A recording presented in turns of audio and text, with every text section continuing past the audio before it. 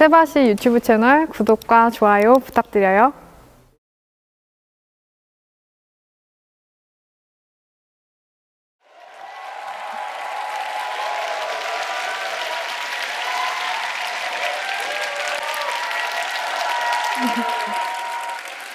안녕하세요. 반갑습니다. 서늘한 여름밤입니다.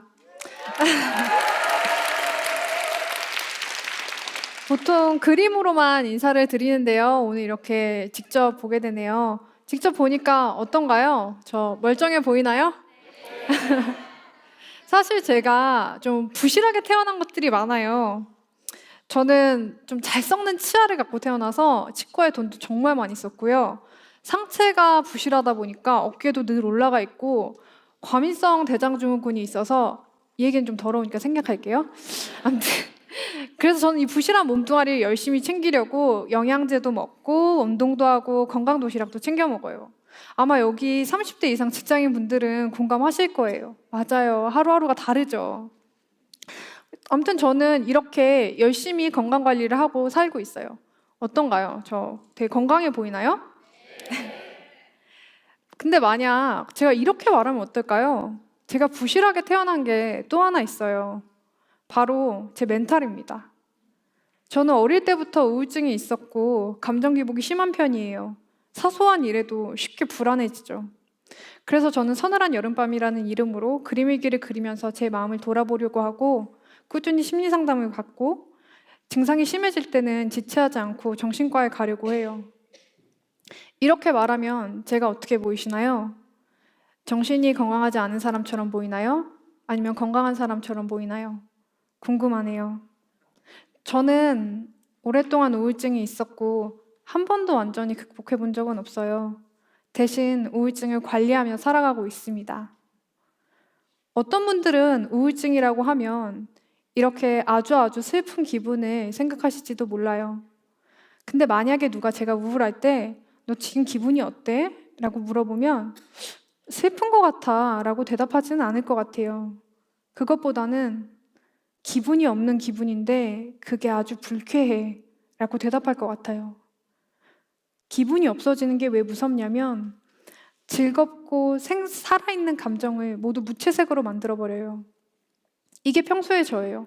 전 좋아하는 게 많아요. 친구들이랑 카페에서 수다 떠는 것도 좋아하고 새로운 책을 찾아서 읽는 것도 좋아하고 날씨가 좋은 날이면 창문을 열고 집안일을 하는 것도 좋아해요. 그런데 우울증은 이렇게 재밌고 즐겁고 흥미로운 감정들을 모두 없애버려요. 이게 우울한 날의 저죠. 기력이 없어서 소파에만 널브러져 있어요. 친구들이 연락 오는데 답장하고 싶지 않아요. 걱정하는 질문에도 설명해줄 기력이 없거든요.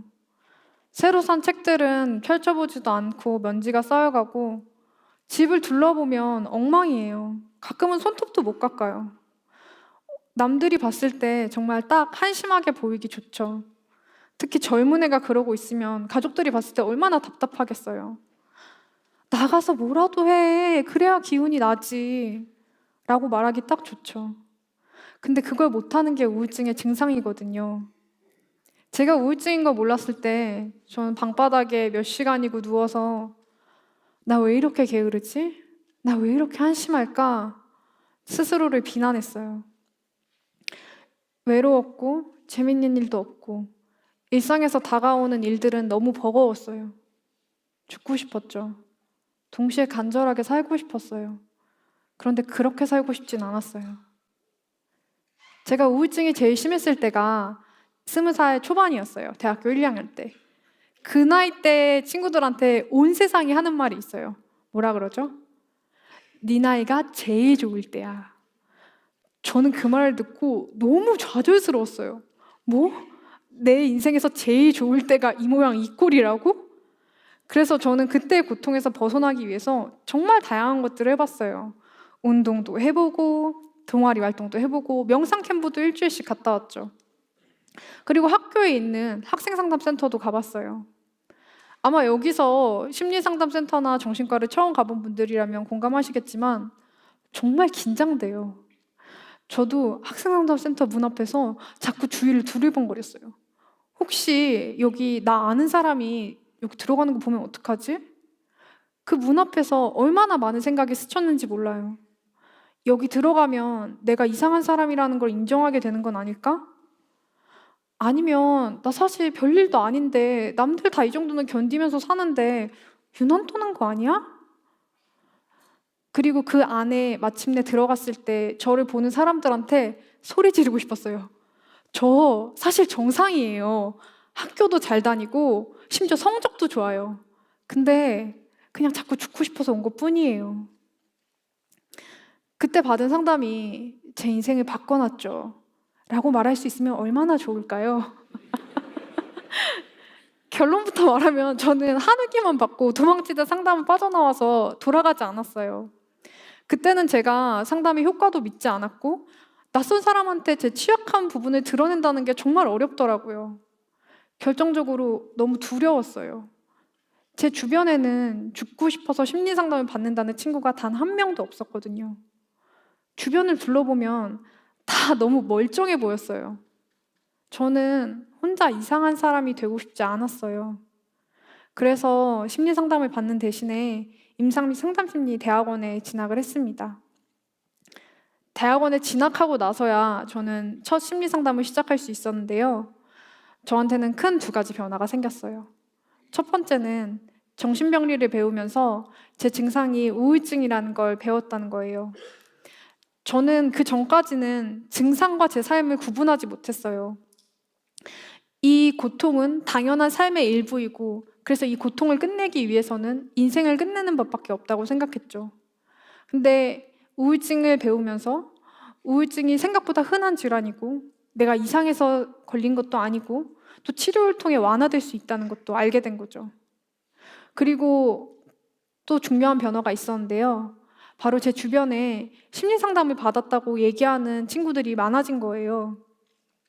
대학원에서는 심리 상담을 받는다고 해도 누구도 저를 이상한 사람으로 생각하지 않았어요. 오히려 오, 너 심리 상담 시작했어? 축하해, 부럽다. 이렇게 말해주는 분위기였어요. 제가 경험하고 있는 게 병인 걸 알고 그 치료를 지지해주고 응원해주는 분위기 속에서 저는 첫 심리 상담을 받게 됐어요. 제가 우울증을 관리하며 살아간다고 했을 때 많은 분들이 어떻게 관리하냐라고 물어봐요. 병을 관리한다는 건 사실 지겹고 재미없는 노력을 반복하는 일이죠. 규칙적으로 생활하고 꾸준히 운동을 해서 건강한 몸을 만들고 증상이 심해질 때는 전문가를 찾아가 보려고 해요. 근데 제가 했던 노력 중에 제일 어려웠던 노력이 두 가지가 있어요. 바로 변화할 수 있는 걸 포기하지 않고 변화시키고 변화할 수 없는 저의 모습을 인정하고 수용하는 일이었어요. 제 안에는 저와 함께 오랫동안 살아온 문장이 있어요. 그건 바로 나는 완벽해야 돼 라는 문장이에요. 이 문장과 함께 살아가는 건 정말 힘들어요. 제가 세바시 강연을 준비하는데 준비를 시작하기도 전에 너무 부담되고 막 우울하고 힘든 거예요. 왜 이렇게 내 마음이 힘들지? 라고 제 마음을 돌아봤는데 제 안에 두 가지 이미지가 떠오르더라고요.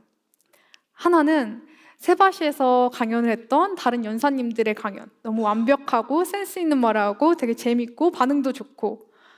그리고 또 하나는 제가 이 무대에 서서 버벅거리고 실수하고 횡설수설하는 모습이었어요. 사실 이렇게 강연할 때 실수 좀 할 수 있고 당황할 수도 있잖아요.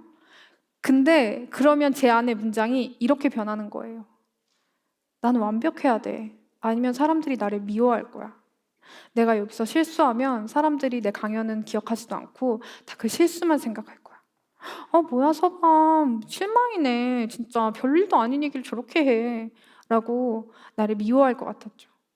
사실 이게 굉장히 비합리적이고 파국적인 생각인 거잖아요. 그래서 제가 하는 노력은 제가 이런 생각을 하고 있다는 걸 알아차릴 때마다 저한테 다시 물어보려고 해요. 내가 완벽해야 되나? 아니면 진짜 사람들이 나를 미워할까? 내가 다른 사람 실수하는 거 봤을 때 어땠지? 그렇다고 그 사람 미워했었나? 세바시에 나온 다른 연사님들 강연도 진짜 다 완벽했나? 편집의 힘은 아니었을까?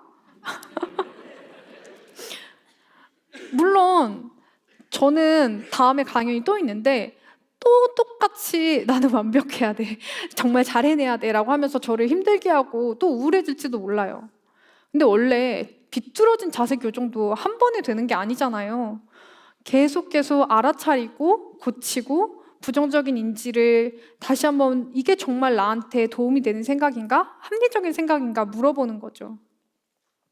이렇게 같은 실수를 계속 반복하고 알아차리고 고치고를 지속하는 건 참 어려운 일이에요.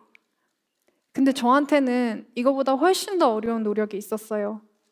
그건 바로 우울한 저의 모습을 받아들이는 거였어요.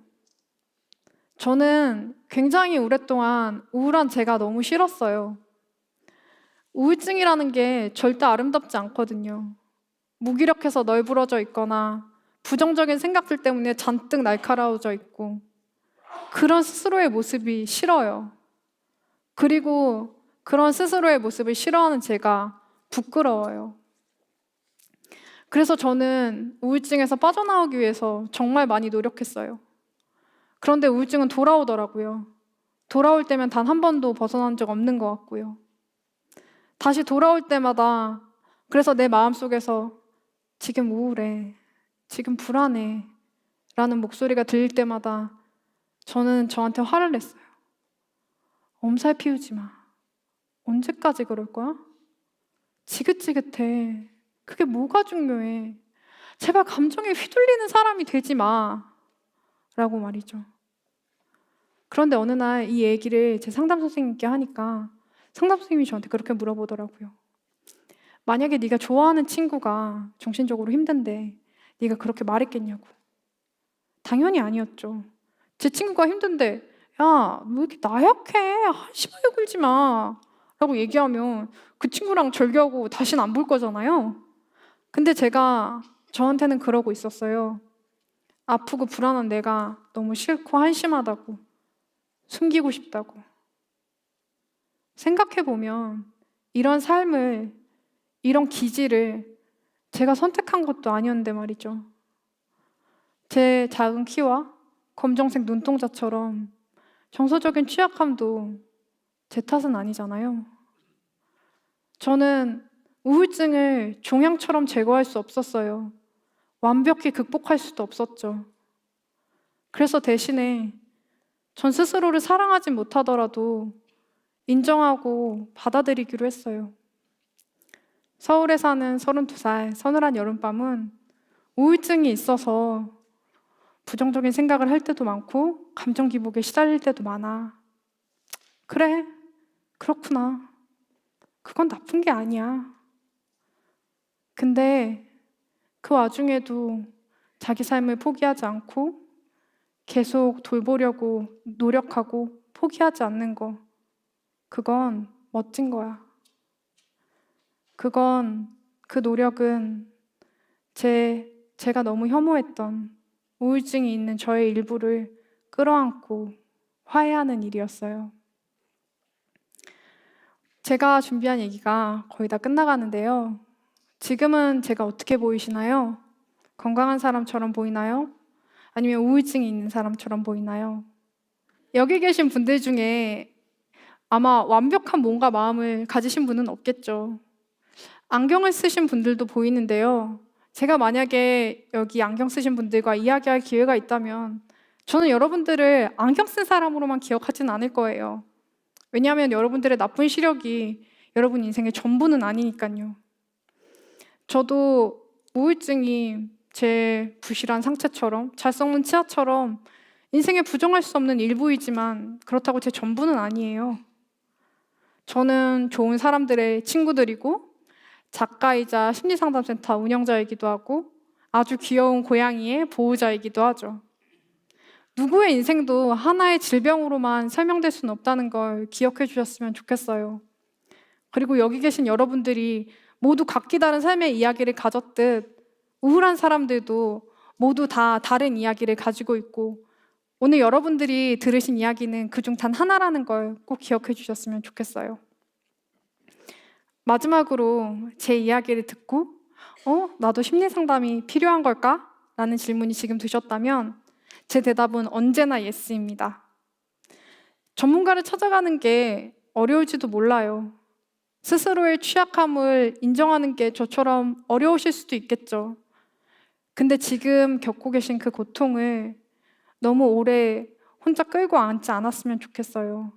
그 고통을 죽어서 끝내는 게 아니라 살아서 끝내셨으면 좋겠어요. 그래서 다 극복하지 못하더라도, 취약하더라도 또 그런 대로 살아갈 수 있으면 좋겠어요.